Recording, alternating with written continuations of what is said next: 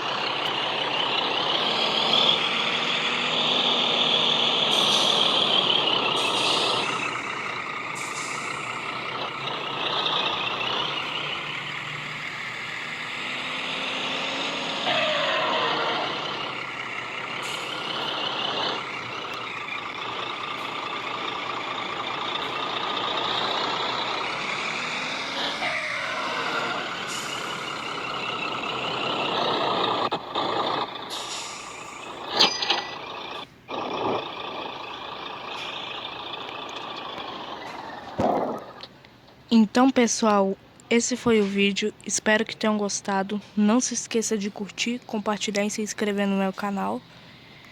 Gente, essa Scania eu comprei tem uma semana. Ela é novinha, 0 quilômetros. Inclusive foi uma das... É a penúltima unidade que saiu. Penúltima unidade. E eu tô com a última. Comprei 2 últimas unidades, gente, pra ter noção. Dentro do WTDS. Gente, esse Scania é top demais. Mas é isso. Espero que tenham gostado. Não se esqueça de curtir, compartilhar e se inscrever no meu canal. Falou e fui!